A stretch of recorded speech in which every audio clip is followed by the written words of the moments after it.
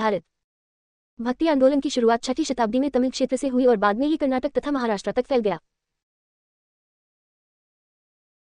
भक्ति आंदोलन के विकास में 12 अलवार वैष्णव संतों और 63 नैनार शैव संतों की प्रमुख भूमिका रही। अलवार संत विष्णु के भक्त थे, जबकि नैनार संत शिव के उपासक थे। अलवार शब्द का अर्थ ईश्वरीय चिंतन में पूर्णतः लीन व्यक्ति से है। अलवार संतों में एकमात्र महिला संत अंडाल थी, जिनकी रचनाओं में कृष्ण भक्ति प्रमुख है। शैव संत अप्पार ने पल्लव शासक महेंद्रवर्मन को शैव धर्म स्वीकार करने के लिए प्रभावित किया। महाराष्ट्र के वारकरी संत भगवान विठोबा के भक्त थे और प्रतिवर्ष पंढरपुर की यात्रा करते थे। वारकरी संप्रदाय को विठोबा पंथ की तीर्थयात्री संतों का संप्रदाय माना जाता है। निर्गुण भक्ति परंपरा में निराकार एवं निर्गुण ईश्वर की उपासना की जाती थी। भक्ति आंदोलन को दक्षिण भारत से उत्तर भारत में पहुंचाने का श्रेय रामानंद को दिया जाता है। बंगाल में कृष्ण भक्ति के प्रारंभिक प्रचारकों में विद्यापति ठाकुर और चंडीदास प्रमुख थे। भक्ति परंपरा के दो प्रमुख रूप सगुण भक्ति और निर्गुण भक्ति थे। सगुण भक्ति में ईश्वर के साकार रूप की उपासना की जाती है। निर्गुण भक्ति में ईश्वर के निराकार रूप की उपासना की जाती है। सगुण भक्ति के प्रमुख संतों में तुलसीदास, नाभादास, निम्बाक, वल्लभाचार्य, चैतन्य, सूरदास और मीराबाई शामिल थे। निर्गुण भक्ति के प्रमुख संत कबीर थे, जिन्हें उत्तर भारत की भक्ति परंपरा का प्रमुख आध्यात्मिक गुरु माना जाता है। शंकराचार्य के अद्वैत दर्शन के विरोध में दक्षिण भारत में वैष्णवाचार्यों ने विभिन्न दार्शनिक मतों का विकास किया। श्री संप्रदाय के प्रवर्तक रामानुजाचार्य थे। रामानुजाचार्य का दर्शन विशिष्टाद्वैतवाद था।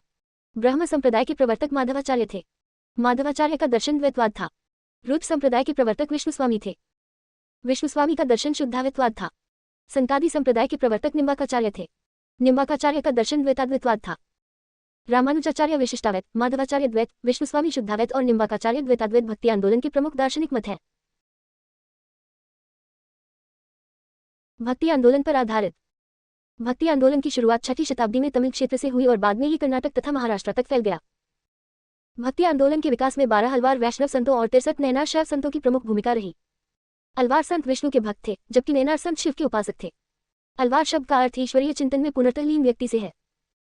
अलवार संतों में एकमात्र महिला संत अंडाल थी, जिनकी रचनाओं में कृष्ण भक्ति प्रमुख है।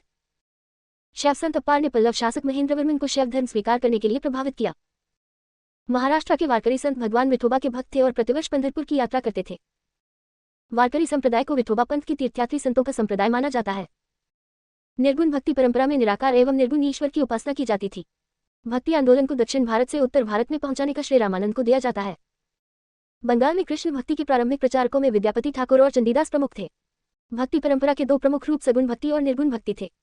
सगुण भक्ति में ईश्वर के साकार रूप की उपासना की जाती है। निर्गुण भक्ति में ईश्वर के निराकार रूप की उपासना की जाती है। सगुण भक्ति के प्रमुख संतों में तुलसीदास, नाभादास, निम्बाक, वल्लभाचार्य, चैतन्य, सूरदास और मीराबाई शामिल थे। निर्गुण भक्ति के प्रमुख संत कबीर थे, जिन्हें उत्तर भारत की भक्ति परंपरा का प्रमुख आध्यात्मिक गुरु माना जाता है। शंकराचार्य के अद्वैत दर्शन के विरोध में दक्षिण भारत में वैष्णवाचार्यों ने विभिन्न दार्शनिक मतों का विकास किया। श्री संप्रदाय के प्रवर्तक रामानुजाचार्य थे। रामानुजाचार्य का दर्शन विशिष्टाद्वैतवाद था। ब्रह्म संप्रदाय के प्रवर्तक माधवाचार्य थे। माधवाचार्य का दर्शन द्वैतवाद था। रुद्र संप्रदाय के प्रवर्तक विष्णुस्वामी थे। विष्णुस्वामी का दर्शन शुद्धाद्वैतवाद था। संकादी संप्रदाय के प्रवर्तक निम्बाकाचार्य थे। निम्बाकाचार्य का दर्शन द्वैताद्वैतवाद था। रामानुजाचार्य विशिष्टाद्वैत, माधवाचार्य द्वैत, विष्णुस्वामी शुद्धाद्वैत और निम्बाकाचार्य द्वैताद्वैत भक्ति आंदोलन के प्रमुख दार्शनिक मत हैं।